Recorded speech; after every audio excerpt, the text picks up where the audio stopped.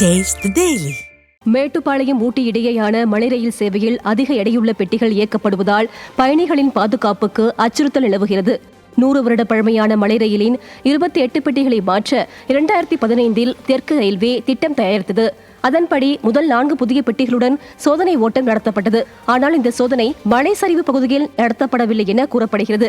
இந்நிலையில் புதிய பெட்டிகள் ஒவ்வொன்றும் 5 டன் அதிக எடையுடன் இருப்பது கண்டுபிடிக்கப்பட்டது. இதனிடையே குறைபாடுகள் சரி செய்யப்படும் என்றும் ரயில்வே வாரியத்தின் அனுமதி கிடைத்த பின் சேவை மேம்படுத்தப்படும் என்றும் தெற்கு ரயில்வே அறிவித்துள்ளது. சென்னை மெரினா கடற்கரையில் மாற்றுத்திறனாளிகளுக்கான மரப்பாதையை புனரமைக்கும் பணி ஆமை வேகத்தில் நடைபெறுவதாக குற்றச்சாட்டு எழுந்துள்ளது. மெரினாவில் மாற்றுத்திறனாளிகள் செல்ல பிரத்யேகமாக மரத்தால் செய்யப்பட்ட பாதையை ஸ்டாலின் அரசு தரமற்று அமைத்ததால் திறக்கப்பட்ட சில நாட்களிலேயே சேதமடைந்தது. இது குறித்து பொதுமக்கள் பலமுறை வலியுறுத்திய நிலையில் இப்பாதையை அகற்றி புனரமைப்பு என்ற பெயரில் ஸ்டாலினின் ஃபெயிலியர் மாடல் அரசு கண் துடைப்பிற்காக செய்வதாக குற்றம் சாட்டப்படுகிறது. இதனால் மாற்றுத்திறனாளிகள் மெரினா கடற்கரைக்கு வர இயலாமல் பெருத்த ஏமாற்றம் அடைந்துள்ளனர்.